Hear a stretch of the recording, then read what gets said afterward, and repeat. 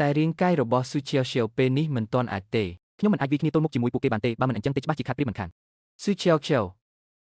ណែផ្លឹកអីហ្នឹងអញមិនមែនជាអ្នកដែលល្បីថាធ្លាប់វាយឈ្នះលូឆៃនេះទេអីមិនដែលផ្លុំខ្យល់ពេកតតែខូចខួរអស់ហើយមែនទេអញចេះទៅចុះឥឡូវនេះនៅមានពេលទុកផ្លូវរស់ឲ្យឯងសង្លុយហើយសុំទោសមកបងថែងមើលរៀងនាងទៅភ័យញ័រខ្លួនអស់ហើយនឹងហើយស្មានតែនាងខ្លាំងមែនទែនតើនៅតែជាមនុស្សកំសាក៏ដែរនឹងឈប់សិនឈៀវឈៀវកុំខ្លាចអីមានបងនៅទីនេះហើយឈៀវឈៀវកុំខ្លាចអីមានបងនៅទីនេះហើយបងមកទីនេះមានការអីកាលពីម្សិលមិញឯងវាឈ្នះលូឆៃនេះធ្វើឲ្យគេបាត់បង់មុខមាត់ណាស់បងបារម្ភខ្លាចគេមកសងសឹករោគរឿងឯងមិនអញ្ចឹងបានបងមកចាំទទួលឯងចេញពីរៀនមិននឹកស្មានថាបងមកទាន់ពេលមែងបងពួកគេមិនមែនជាមនុស្សរបស់លូឆៃនេះទេហាចុះពួកគេជាមនុស្សរបស់នរណារបស់នាងមិនខ្វល់ថាឯងជាមនុស្សរបស់អ្នកណាទេពួកឯងទាំងប៉ុន្មានអ្នកនេះចង់សាក់មែនទេពីមុនមានតែខ្ញុំទេដែលការពារអ្នកដទៃមិនដែលធ្លាប់មានអ្នកណាការពារខ្ញុំឡើយហ៊ានលះបង់ជីវិតដើម្បីខ្ញុំទៀតគ្រួសារមួយនេះពិតជាកក់ក្ដៅណាស់ស៊ូឈៀវឈៀវស្មានតែឯងមានសមត្ថភាពអស្ចារ្យប៉ុណ្ណាទៅមិនក៏ឯងមិនហៅម៉ែដ៏គ្មានបានការរបស់ឯងមកទីនេះផងទៅខ្ញុំមិនដូចជាឯងទេរឿងបន្តិចបន្តួចសោះក៏ហៅគេមកទូទាំងពិភពលោកចាស់តែនិយាយថាមើលឃើញពីក្មេងអាចដឹងពីចាស់ខ្ញុំមើលទៅឯងមួយជីវិតនេះពឹងផ្អែកតែលើមនុស្សប្រុសហើយតែបើឯងរកអ្នកដែលមានប្រយោជន៍បន្តិចក៏បានដែរយូររកបានតែមនុស្សអត់បានការសោះនាំឲ្យបងខែងត្រូវហត់តាមបោះសម្អាតសម្រាមច្រើនយ៉ាងនេះណែនាងនិយាយពីអីហ្នឹងមិនបានជាមានបោះសម្អាតសម្រាមអីទៀតហ្នឹងបងខែងនាងថាបងជាសម្រាមនិយាយផ្ដេសផ្ដាស់អីហ្នឹងបងខែងនាងថាបងជាមនុស្សអត់បានការថយចេញទៅមិនបាច់ពួកឯងពន្យល់ច្បាស់ពេកទេឈៀវឈៀវបន្តិចទៀតបងជាអ្នករារាំងពួកគេឯងរត់ទៅមុនទៅបងកុំភ្លេចណាអ្នកដែលវាឈ្នះលូឆៃនេះគឺខ្ញុំ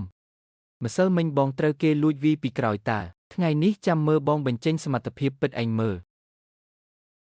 ល្អណាស់អ្នកត្រកូលសពួកឯងពូកែតែខាងមាត់នឹងឯងម្នាក់ចេះតែនិយាយផ្លែផ្កាបន្តិចទៀតចាំមើលថាតើពួកឯងនៅតែអាចនិយាយចេញទៀតឬអត់ពួកយើងយកអាវុធមកបងខេងប្រយ័ត្នបន្តិចទៅអ្នកទាំងពីរអ្នកនឹងចេះក្បាច់គុណកម្លាំងប្រយុទ្ធរបស់បងហែងនាងឯងក៏ដឹងស្រាប់ហើយពួកយើងចូលវា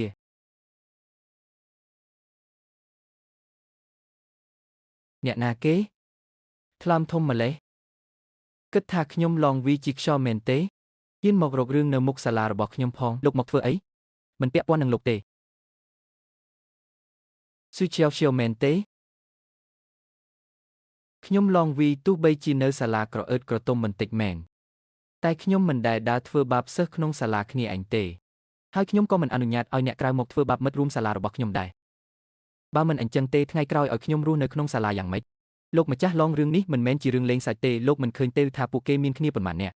នឹងហើយពួកគេមានកាន់អាវុធទៀតផងឯងអាចធ្វើបានទេដកពាក្យថាសង្ស័យចេញទៅខ្ញុំពិតជាអាចធ្វើបាន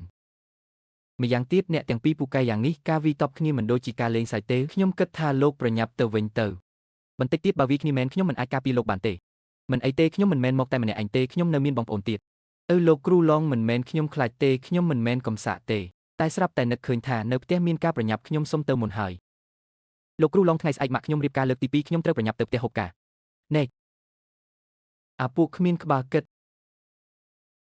ណែអាល្អិតអញសូមប្រាប់ឯងកុំចេះដឹងរឿងគេច្រើនពេក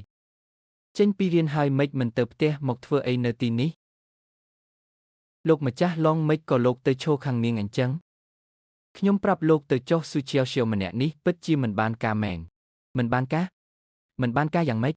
នាងតែងតែធ្វើបាបគេនៅសាលារបស់យើងមើលចុះនាងថែមទាំងនាំបងប្រុសនាងមករករឿងនៅសាលាយើងទៀតផងខ្ញុំថែមទាំងងុយថានាងតែងតែនិយាយដើមលោកពីក្រោយខ្នងទៀតផងមិនគោរពលោកសោះឡើយចៃដន្យអីពួកយើងអាចប្រដៅនាងទាំងអស់គ្នាខ្ញុំមកថាអ្នកដែលចូលចិត្តធ្វើបាបគេនៅសាលាអាងតែផ្ទះមានលុយហើយស្គាល់ពួកក្មេងទំនើងដើរធ្វើក្អេងក្អាងពេញសាលាខ្ញុំពិតជាមិនយល់សោះក្មេងស្រីល្អម្នាក់ដូចជាឯងមិនក៏ធ្វើច្រិតអញ្ចឹងពូហេតុបំផុតនោះគឺឯងហ៊ាននិយាយថាខ្ញុំចូលចិត្តឯងហើយតាមញ៉ែងទៀតខួរក្បាលឯងមានបញ្ហាមែនគេមកធ្វើអីហ្នឹងស្ដាប់សម្ដីគេទៅដូចជាយុទ្ធធម៌ណាស់តើអាមុខស្នឹងជានរណាគេសង្សារនាងមែនពេលនេះមិនមែនទេណែអាល្អិតឯងច្បាស់ជាចង់ជួយនាងមែន កុំនិយាយច្រើនចូលមក